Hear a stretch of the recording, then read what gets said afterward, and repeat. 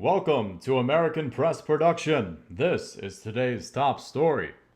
5 months into fiscal year 2019, and Border Patrol has already detained over 320,000 illegal immigrants and asylum seekers. Detention rates for the first 3 months were at a near steady 60,000 per month, with February jumping up to 76,000. In 2018, there were 36,000 detained in February, and in 2017, only 23,000.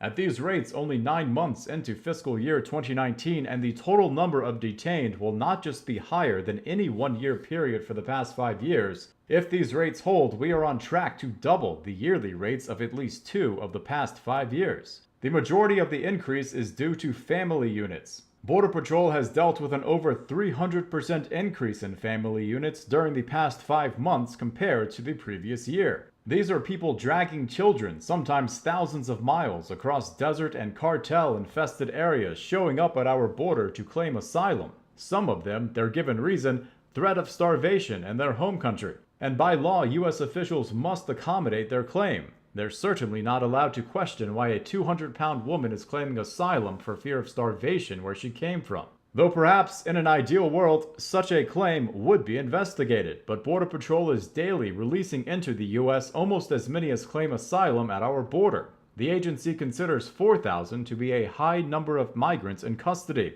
and 6,000 to be at a crisis level. They currently have more than 12,000 migrants in custody, an unprecedented number. On Monday alone, over 1,000 were detained, and on Tuesday, nearly 1,700 were detained. Official numbers for March are expected to exceed 100,000.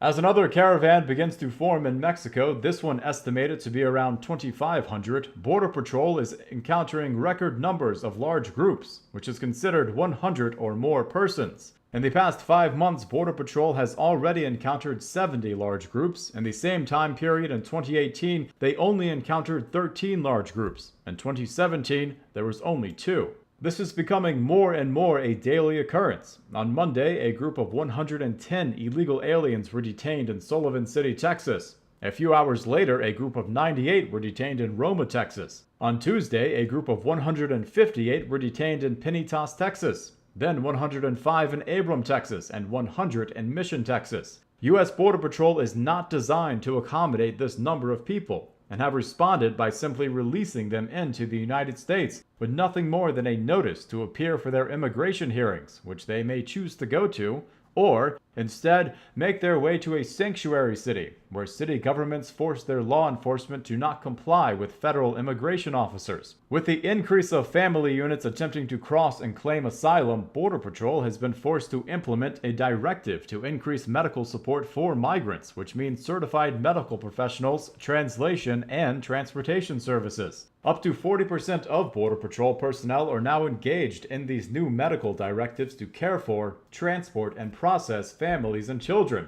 which is negatively impacting their effectiveness in combating criminal organizations who seek to exploit and profit from the border crisis. Border Patrol continues to detain gang members and illegal immigrants who attempt to cross after being deported for prior convictions. This week, multiple members of MS-13, one of the most violent criminal organizations in the world, were detained trying to sneak into the U.S. among large groups. Other criminals caught in large groups were persons previously detained for such offenses as rape, robbery, and sex offenders, one of whom was traveling with a 3-year-old child. In this past week, Border Patrol seized over $6 million worth of drugs in just a 2-day period. The crisis at our border is reaching a breaking point. Perhaps it already has. Homeland Security Secretary Kirstjen Nielsen is working on a plan to address what she deems the root causes of the problems, which includes allowing Border Patrol to hold families seeking asylum in detention until their cases are decided.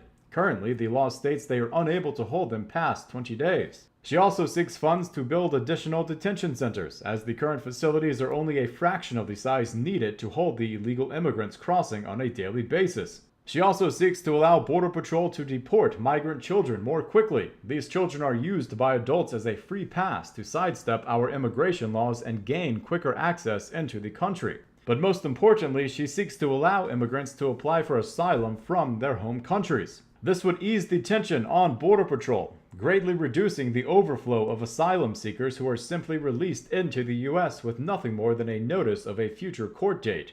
These illegal immigrants often disappear into our sanctuary cities. There are many people in America who view these migrants favorably. Give them a chance, let them in, our country needs them. No, we do not. The evidence is clear. As these migrants take low-paying jobs, employers know that in many cases, they don't have the same rights as American citizens. They can pay them cash under the table and mistreat them. This exerts a downward pressure on low-paying jobs in America. As it is mainly Democrats who support these illegal immigrants, it is rather ironic that the demographic most affected by the downward pressure on low-paying jobs are African Americans, reducing their income 5 to 12%. And in regards to America as a whole, in 2016, illegal immigrants cost the American taxpayer $116 billion, and the number continues to rise year after year, even after taking into consideration taxes paid by illegal immigrants. The greatest resource a nation has is its people, and a nation is a reflection of its people. Fighting against this crisis of immigration is not a conflict born out of hatred. It is a struggle to preserve this nation, our way of life that our ancestors gave their own lives to provide for us. There are those who wish for more immigration because they believe they will enjoy the fruits of multiculturalism, that they will benefit from these immigrants' shared culture. My question to them is, if you enjoy their culture and way of life so much, why not move to their home country and experience the lives they created for themselves and their own nations? And not in the way that most American tourists do, where they spend vacation time insulated in a bubble behind walls, high gardens, and armed security. Go and truly live amongst those people, experience what life is like for many of their poor, because that is what they are bringing with them, injecting that culture into our country. If someone truly cared for these people, they would help their home countries, help their families that they left behind. These immigrants are uprooting themselves, leaving their friends and family behind to live in another country that is wholly different from theirs and doesn't speak their language. For every one person who immigrates to America, 10 to 100 more people are born in their home country. The populations of these countries continues to rise even as America continues to take in more immigrants. There are two reasons why this doesn't happen though. Many Americans view these immigrants as nothing more than a source of diverse food choices, cheap labor, and entertainment, a resource to exploit. The other reason is a little more nefarious. For as vicious as the backlash was when President Trump termed many countries in this world as shitholes, that is exactly how many Democrats view those countries as well. They just use a different perspective, a perspective that allows them to fight for immigration, to fight on behalf of these people escaping the poverty of their home countries. Or as Hawaiian Senator Mazie Hirono said, everyone who lives in Central and South American countries gets raped and killed. These people's perspective is that their country, their way of life is so great and elevated beyond anything these immigrants are capable of achieving in their home countries. They act as a divine figure offering their hand to lift up these poor souls who are unable to care for themselves. And it is that very vanity that is currently tearing this country apart.